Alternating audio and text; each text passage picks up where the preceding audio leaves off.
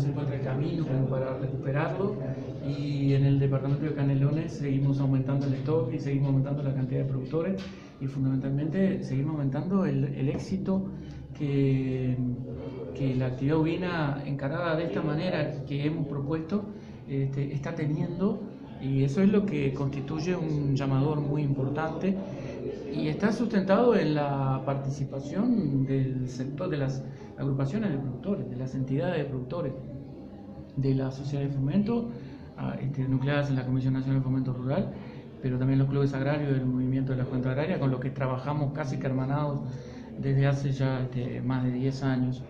Y hoy por hoy también con el apoyo importantísimo, o al revés, el apoyo nuestro hacia ellos de la Intendencia de Canelones, como que más allá de tener un acuerdo firmado, una formalización de actividades que se desarrollan, hoy en el marco de esas actividades estamos alineados en una misma propuesta y trabajando en un mismo sentido. Qué difícil sería si las organizaciones de productores, las actividades políticas como la Intendencia y las actividades de investigación, como es lo que hacemos en el INEA, estuviéramos proponiendo cosas distintas en distintos sentidos, y sin embargo, hoy por hoy, en el contexto de que podríamos hablar una mañana entera, porque son muchas las cosas que se han hecho, realmente está generando una serie de alternativas muy importantes para los jóvenes rurales, mujeres rurales, cosas que parecen muy el eslogan, ¿no?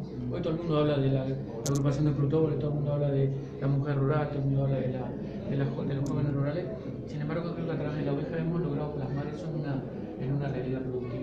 Justamente esa mancomunión de INEA y la transferencia de tecnología y de conocimiento hacen que el productor, junto con, y principalmente aquí en el departamento de Canelones, con la Agencia de Desarrollo Rural, que ha impulsado fuertemente lo que tiene que ver con la cría del ovino, justamente se ha juntado todo eso, se ha reunido todo eso para que crezca de la manera que está creciendo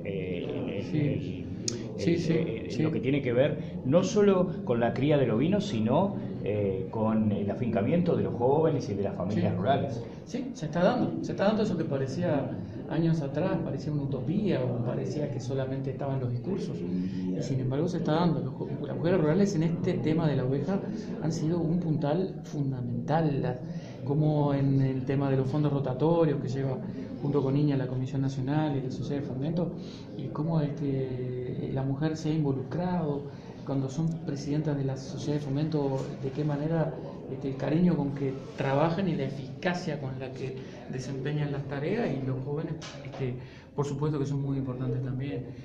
No mencionamos, por ejemplo, también participación de los programas de más tecnología del Ministerio que han participado, y lo que se me ocurre en este momento pensar es que puede llegar a ser un muy buen ejemplo de desarrollo. No estar peleándonos por razas o peleándonos por qué institución es la que tiene la paternidad o el privilegio de haber tenido la idea principal, si lo importante es el resultado que se ha logrado, y todavía falta muchísimo, ¿no? Porque todavía tenemos muchísimo por crecer, y también muchísimo por tratar de pasar las fronteras del departamento. Hoy actualmente también estamos trabajando desde hace un año con la Intendencia de Florida en un proyecto que está financiado por ANDES, por la Agencia Nacional de Desarrollo de la UPP, donde participa también el movimiento de la Junta Agraria, como yo te decía recién, institución con la que casi estamos hermanados. Ellos a veces dicen, ya sos un integrante más del movimiento, y bueno, para mí es un orgullo serlo, pero también con la Sociedad de Fomento, por supuesto, Asociación Rural de Regoleros, que está participando, y también el secretario Gallo de la Lana, que es Josefina, que está participando en todo ese proceso. Entonces, con un departamento ya con otras características, un departamento que ha perdido muchos productores, pero que intentaremos a través de estas estrategias volver a recuperarlos, y bueno, y trabajar con el modelo que de alguna manera hemos desarrollado, los fondos rotatorios, el control de depredadores, la tecnología de la utilización de biotipos maternales, cruzamientos terminales, la intensificación a través de la pastura, la precocidad sexual, prolificidad, producción de leche, involucrar ya algo más extendernos un poquito más a nivel regional aplicando el modelo que hemos usado en este sentido, que hoy ya se está replicando porque, por ejemplo, Viña 33 tiene un fondo rotatorio de ovejas allá en el este, de ovejas prolíficas, donde están trabajando Etel Barrios y Walter Ayala. Creo que en Rivera, la Intendencia de Rivera hizo un convenio con la Sociedad de Criadores de Corrial por un modelo relativamente similar. Creo que el MIDES también de alguna manera tiene algún convenio con el INEA. Mirá vos, yo no sé mucho, pero el modelo ha trascendido de alguna manera lo que fue los inicios, y bueno, y eso nos lleva a que la conciencia de que todavía te queda muchísimo por hacer, que la oveja tiene que seguir siendo en el Uruguay como fue en los orígenes, por allá por 1860, cuando empieza la actividad agropecuaria comercial en el Uruguay. La oveja fue un factor fundamental.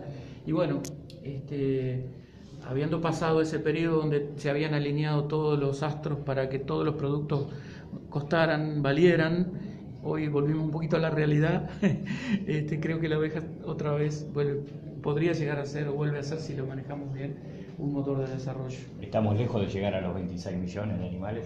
Capaz que no necesitábamos. Yo no me he fijado, primero, ni me pongo pesimista porque el stock hoy esté entre 6 y 7, ni me pongo una meta de que el Uruguay tendría que tener una cierta cantidad de ovejas, porque, a ver, no sé si tenemos tiempo, pero sí. Si nos analizamos, el Uruguay producía lana.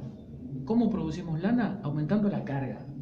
¿Qué hacía el productor por allá por el año 85, entre el 85 y 95, e incluso antes? Y llegaba a fin de año, tenía algunos pocos corderos porque no le importaba la eficiencia reproductiva. De hecho, recuerdo que los mellizos molestaban, y en aquel momento, todo lo contrario de lo que pasa hoy, que ya estamos subiendo un escaloncito más y estamos llegando a los trillizos. Pero en aquel momento lo que se producía era lana. Entonces el productor decía, bueno, vendo un cordero, ¿cuánto lo vendo? $8. No, me lo dejo porque en 6 meses lo esquilo y tengo $20 de lana. ¿Y qué pasaba? Aumentaba la carga. Aumentaba la carga de ese productor, y la sumatoria de todos los productores hacía que aumentara la carga de todo el país. Entonces la realidad era otra porque el producto era otra. Claro, en esa época no plantábamos soja, la forestación no había empezado, el arroz todavía no era una actividad tan importante como lo fue en la primera década del siglo XXI. Los megatambos todavía no habían llegado, los precios por las carnes vacunas eran mucho más bajos. O sea, hay una serie de factores que hacen que el escenario productivo de hoy sea completamente distinto. Tal vez nunca volvamos a llegar a la vinocultura de 26 millones, pero lo importante no es que lleguemos a eso, sino que la oveja sea un factor de desarrollo. Yo a veces les digo a los muchachos, ¿qué quieren? ¿Un país con 26 millones de ovejas que exporta 2.000 millones de dólares, o un país con 6 millones de ovejas que exporta 8 o 9.000 millones de dólares al año? Bueno, ese es el país agropecuario diversificado que hoy tenemos, y tenemos que insertar a la oveja en esa realidad, no en la realidad de los 26 millones. La presidenta de Colonización dice que para la zona de Canelones en estos meses abre un grupo grande con los colonos jóvenes. ¿Cómo les está llegando eso a ustedes? ¿Ya lo tienen en carpeta o todavía no? No, me estoy enterando por ustedes. Entonces. Perfecto, sí, me encantaría de repente poder participar de ese proceso, porque está muy alineado también, por lo que hablábamos con otras instituciones, con lo que es el desarrollo de la juventud y de las mujeres rurales. Y creo que Colonización es un motor, una herramienta fundamental de desarrollo, en la medida que genera oportunidades para un sector de nuestra sociedad que no dispone de campo, pero que le gustaría disponer. Yo lo que creo es que hay que alinearse con las capacitaciones de esos productores, y tal vez pensar en un mecanismo distinto del que el productor viva exclusivamente del sector agropecuario. Yo creo que hoy hemos evolucionado, las comunicaciones son totalmente distintas. En nuestro esquema de fondos rotatorios, muchos productores no viven exclusivamente de la oveja, pero la oveja es un complemento muy importante. La actividad agropecuaria es un complemento muy importante. Yo además soy docente de la Facultad de Ciencias Agrarias de la UDE, donde se forman 70, 80, 90 jóvenes al año muchos de los cuales salen buscando una oportunidad de trabajo, y creo que si recibieran un campo con la capacitación de que ellos tienen y en un esquema en el que no tenemos que pensar en las grandes superficies, sino en la intensificación de la producción y la inserción de los jóvenes en el campo, creo que estaría muy bueno, sería muy complementario de todo lo que estamos haciendo. Sí, no me dio fechas, pero sí ya estará en carpeta.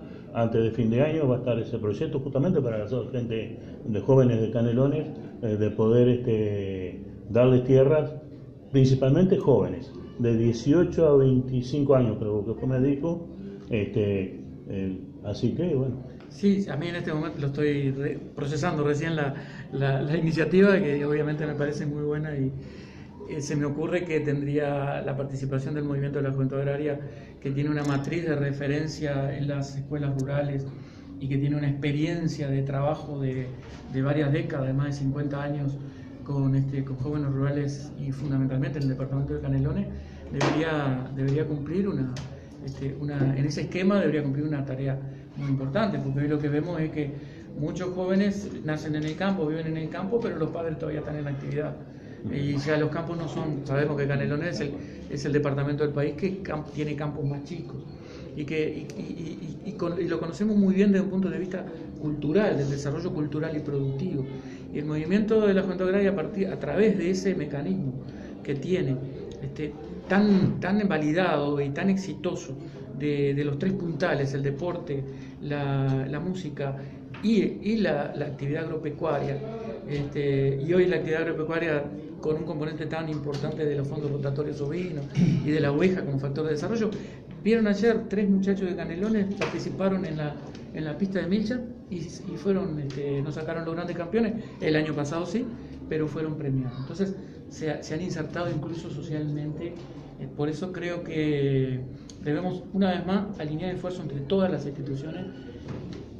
Por supuesto que en lo que habrá otras cosas que no sea oveja, pero en lo que hace a la oveja, alinearlas para continuar por este camino.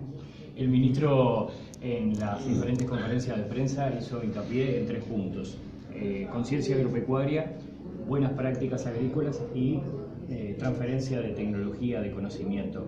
¿Vos crees, Andrés, tantos años en el INEA, que hace falta más apoyo por parte del gobierno o más iniciativas para que esto siga funcionando? A ver, yo creo que el Uruguay llegó a una etapa en la que la transferencia no es suficiente. Creo que hay un sector productivo, y esto quiero aclarar que es a título estrictamente personal mío, Andrés Ganzábal. Creo que el Uruguay llegó tiene un componente social que determina que la extensión vuelva a ser un componente importante en la transferencia de tecnología. La asistencia grupal es muy importante para incentivar, para despertar inquietudes, pero cada productor es diferente. Yo pondría un ejemplo. Si nosotros hacemos un traje de confección, de un maniquí, ese puede servir para mucha gente, pero no le va a quedar bien a ninguno. ¿Qué es lo que necesita un traje de confección? Ajustarle a la cintura, ajustarle a los hombros, y así es la tecnología. No existen 2 productores iguales, por lo tanto, la participación del técnico, incentivando al productor de que después participe en las instancias grupales, compartiendo su experiencia, ayudando al productor, eso es fundamental. Después, yo considero que no es tecnología adoptada hasta que un productor no le copió a su vecino la tecnología. Porque si un productor no le copia la tecnología a su vecino, es porque la tecnología no despierta interés. ¿No? Pongamos un ejemplo, los perros maremanos.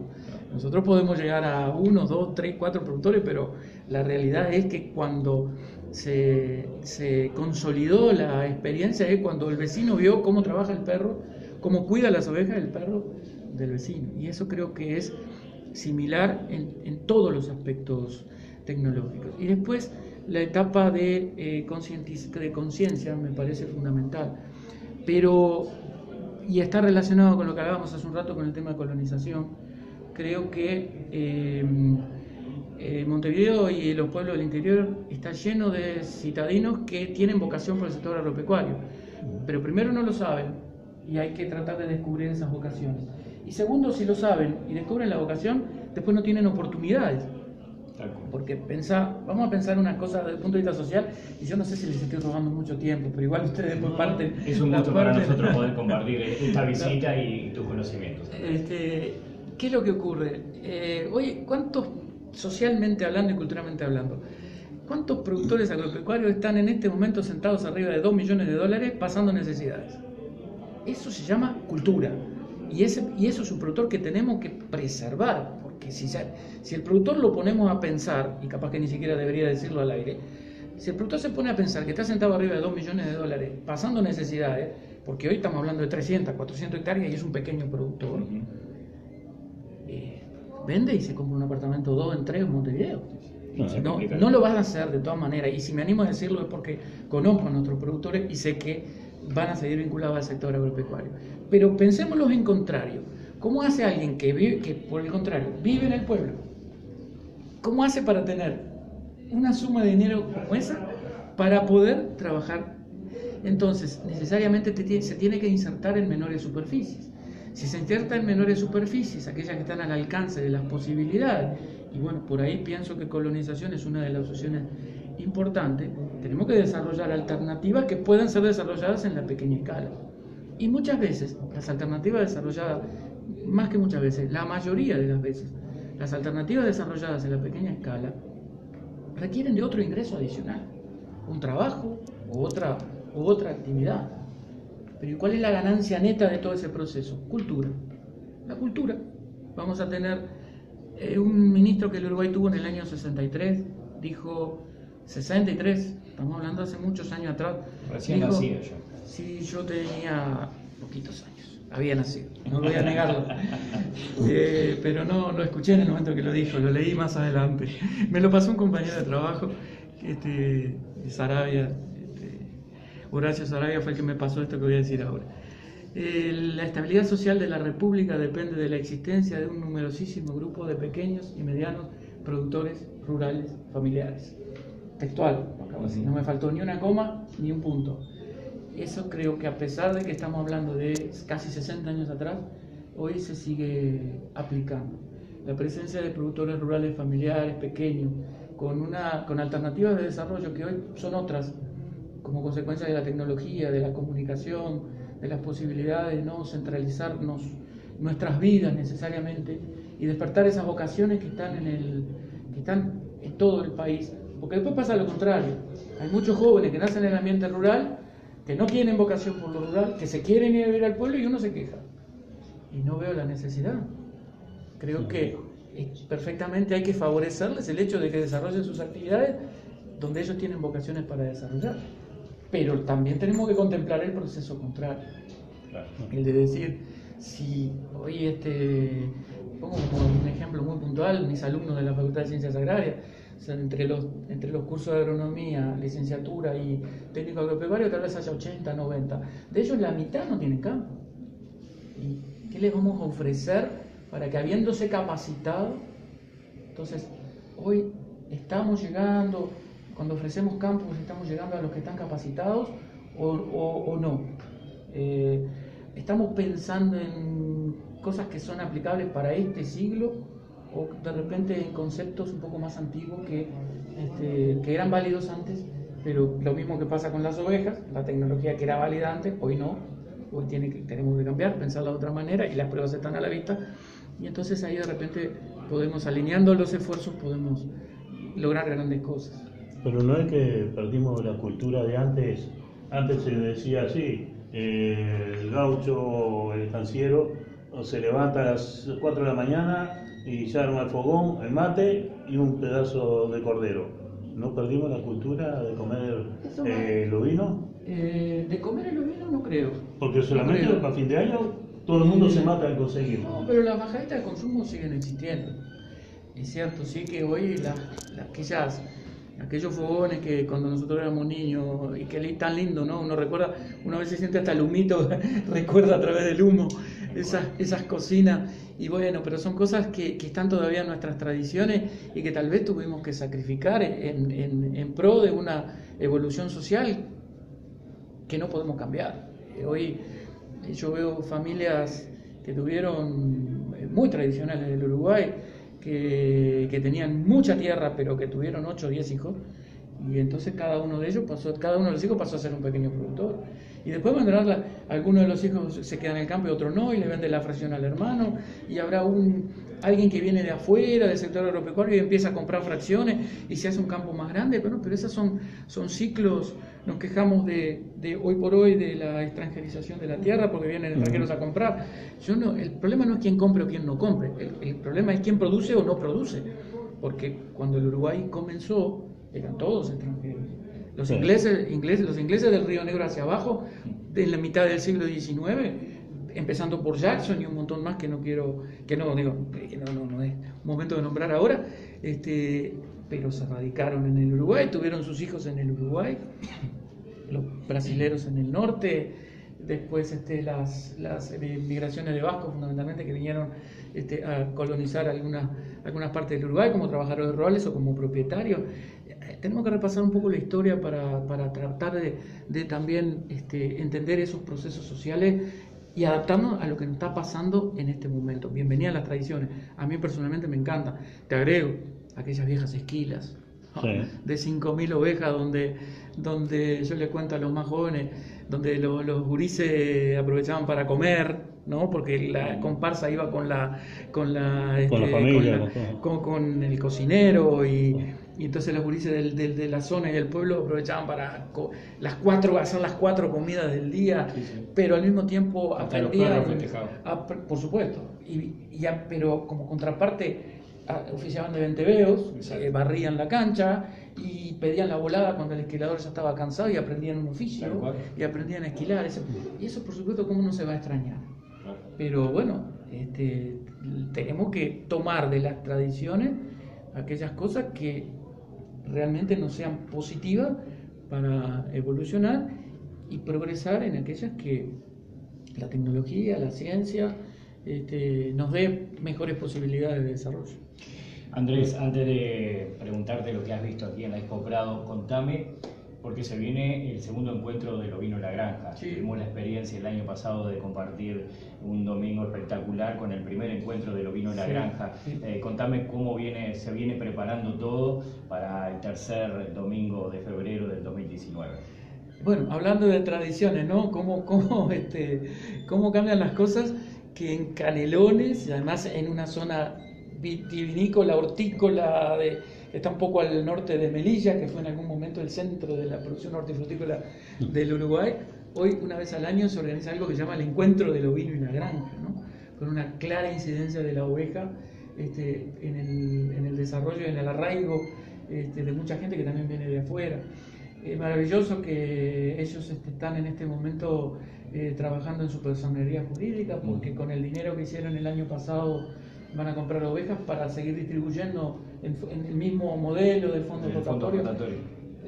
Señal de que parece ser el camino, y se vienen preparando con el mismo entusiasmo pero con más experiencia que el año pasado para ese tercer fin de semana de febrero, donde se va a hacer la segunda edición, con el mismo entusiasmo, con más experiencia, tal vez con más animales, con más promoción y por lo tanto seguramente con más éxito, que superarlo del año pasado va a ser difícil, pero se va a tratar de lograr.